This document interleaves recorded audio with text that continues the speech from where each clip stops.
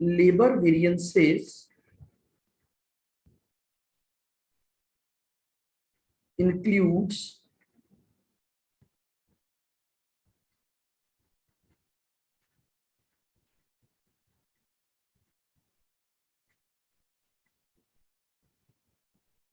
following variances.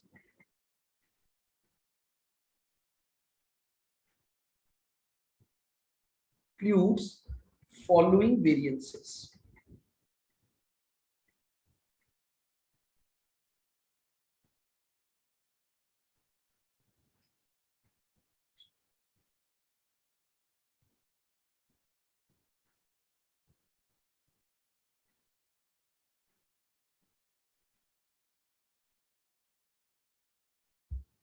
लीजिएगा, पहला variance है हमारा labour cost variance.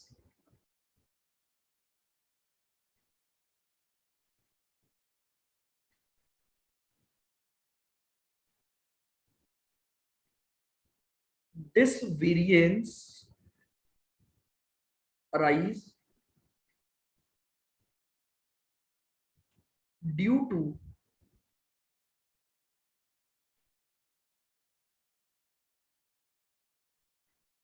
difference.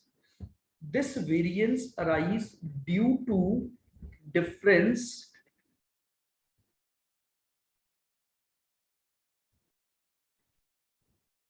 between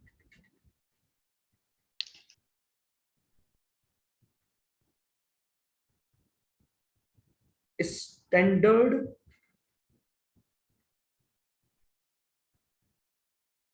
labor cost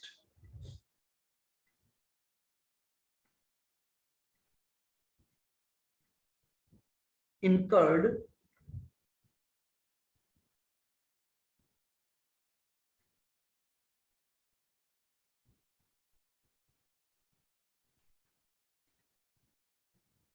for the production achieved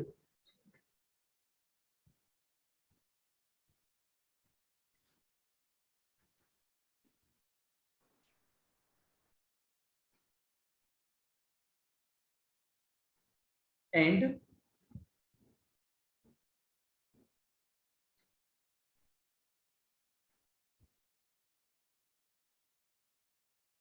actual labor cost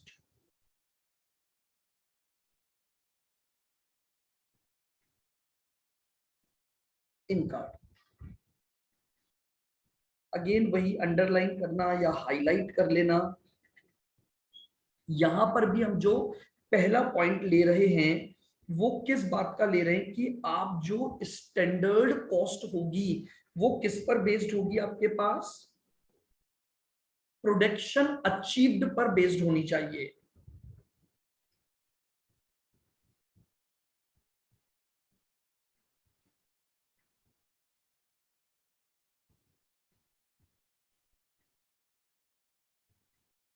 difference लेना है standard cost for production achieved और actual labour cost incurred.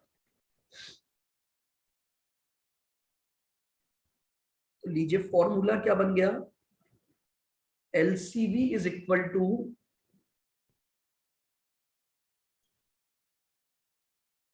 Standard cost for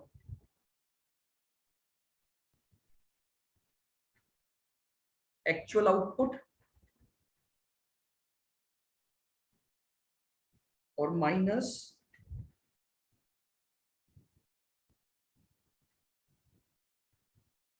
actual cost.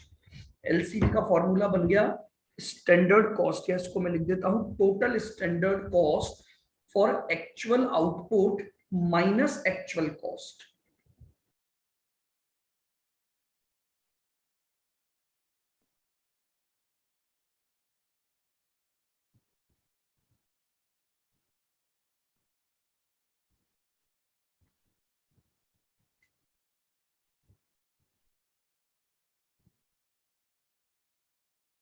How to calculate total standard cost for actual output? इसका formula था हमारे पास sir actual cost total है ना? हाँ जी बिल्कुल बिल्कुल, ये लो टी और लिख देता हूँ, टोटल एक्चुअल कॉस्ट लिख दूं, ये लो।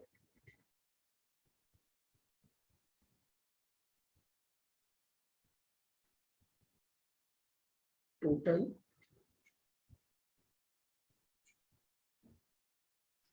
कॉस्ट, ठीक है।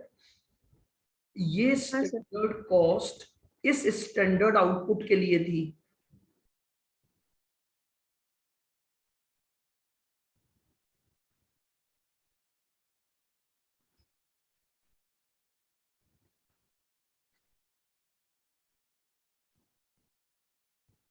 तो इनटू एक्चुअल आउटपुट के लिए क्या कॉस्ट लगेगी? थोड़ा सा स्क्रॉल अप करना definition.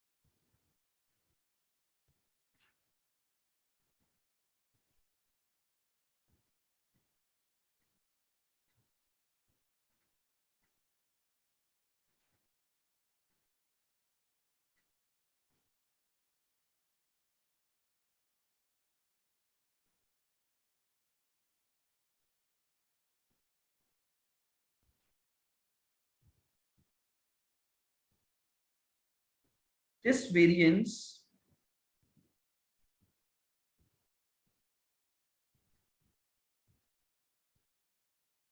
may be arise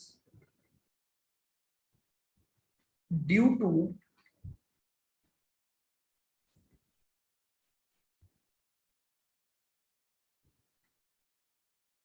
change in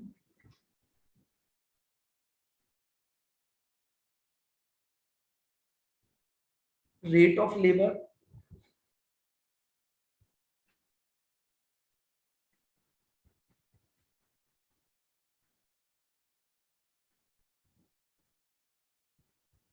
change in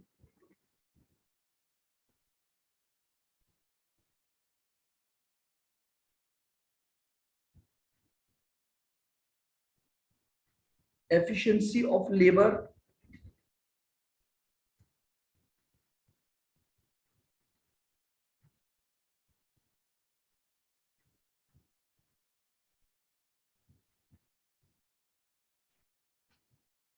due to existence of some idle time।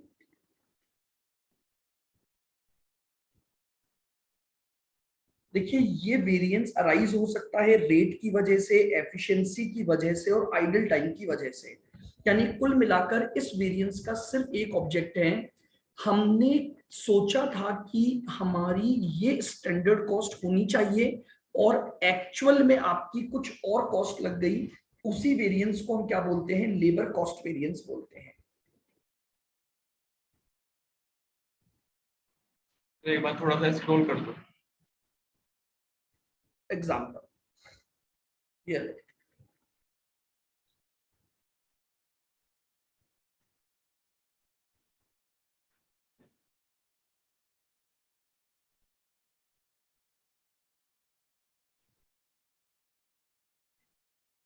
देखिएगा, स्टैंडर्ड क्या सोचा गया था, हम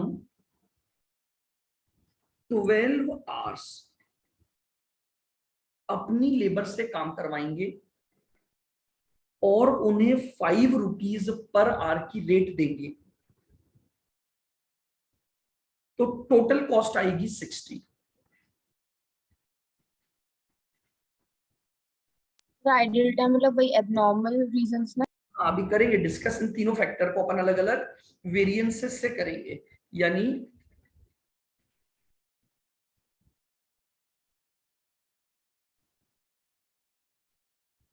यहां 3 सेपरेट वेरिएंसेस पर बात करेंगे।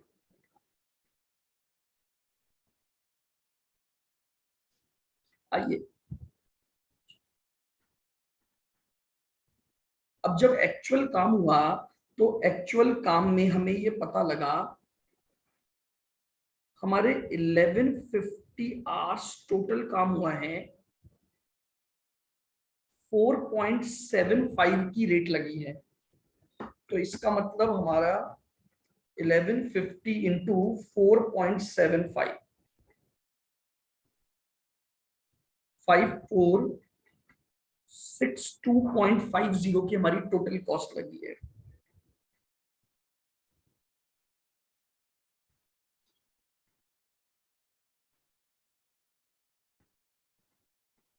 और हमने 90 यूनिट्स बनाई हैं।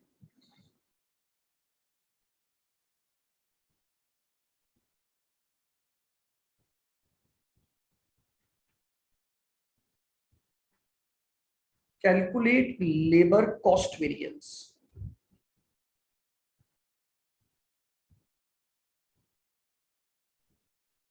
हमें लेबर का कॉस्ट वेरिएंस कैलकुलेट करना है।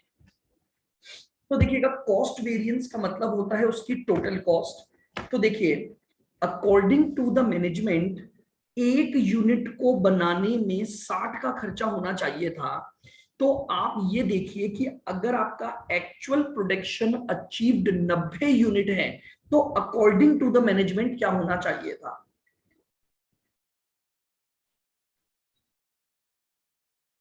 उसी को बोलते हैं standard cost for actual production achieve. Formula बना total standard cost for sir 6 actual output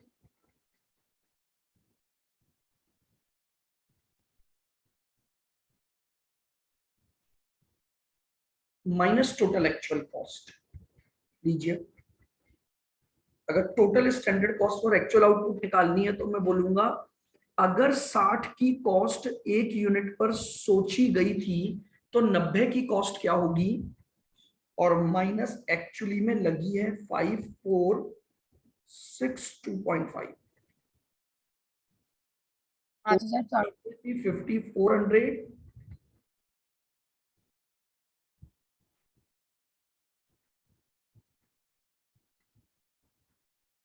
62.5 adverse मेरे पास आ गया।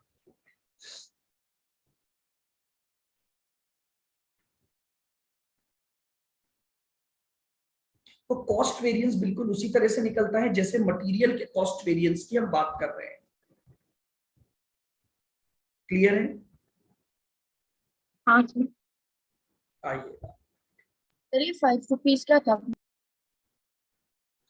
क्या चीज 5 रुपीज तो रेट है ना, कि लेबर जब काम करेगा तो उसे पर आवर के कितने रुपए दोगे। एक यूनिट को बनाने में लेबर को 12 आवर्स काम करना पड़ेगा और पर आवर के आप उसे 5 रुपए दोगे। तो जब लेबर एक यूनिट कंप्लीट कर देगा तो आपका खर्चा 60 रुपए होना चाहिए। ठीक है, और हो गया आपका उस हिसाब से खर्चा अलग। आइएगा,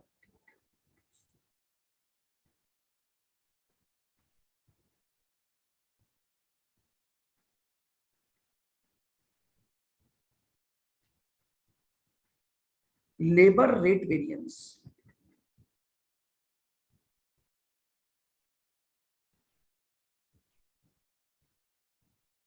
LR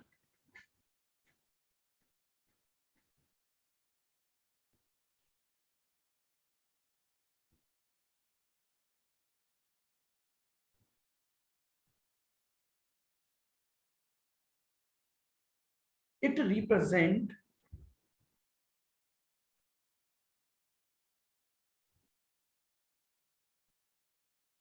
that portion of cost variance. ये कॉस्ट वेरिएंस का एक ऐसा पोर्शन है which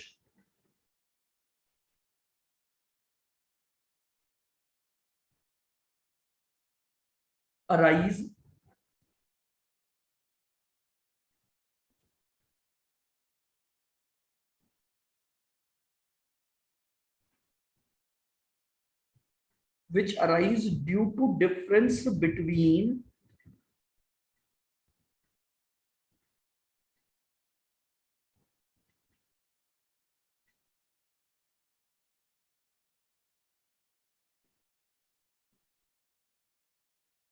standard rate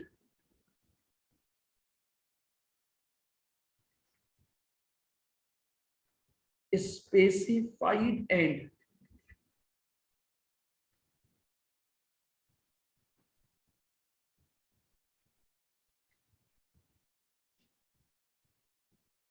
actual rate paid।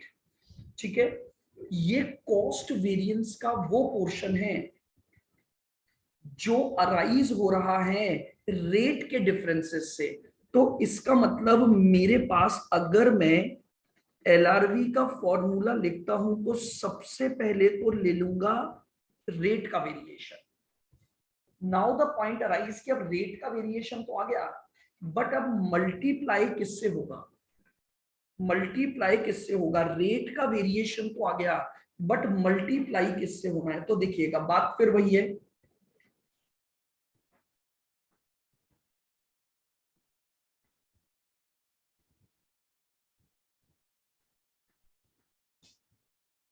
देखिएगा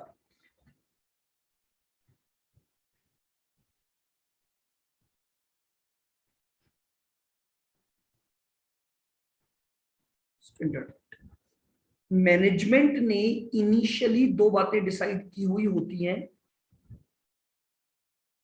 रेट और आर्स।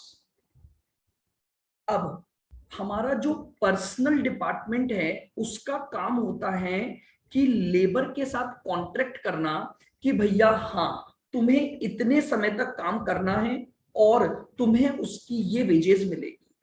तो क्या हुआ कि जो पर्सनल मैनेजर था उसने इस रेट पर लेबर को अपॉइंट किया, तो यहां से वेरिएशन आना चालू हो गया,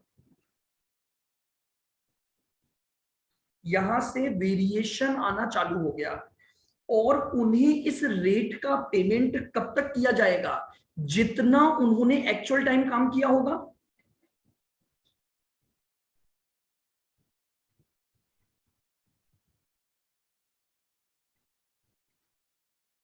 बात समझ में आ रही है लेकिन मैं क्या बोलना चाह रहा हूं? मैंने एक लेबर को अपॉइंट किया और मैंने लेबर को बोला कि तुम्हें ये एक्चुअल रेट दूंगा। तो अब ये एक्चुअल रेट उन्हें कहां तक मिलेगी?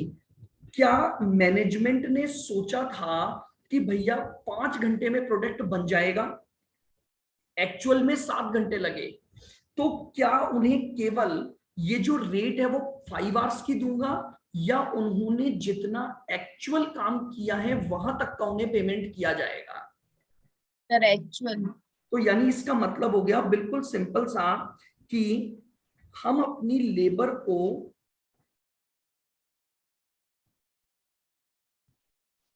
जो गैप देंगे,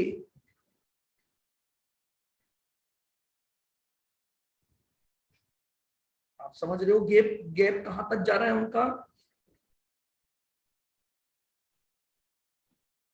उनका ये गैप जा रहा है एक्चुअल टाइम तक कि लेबर ने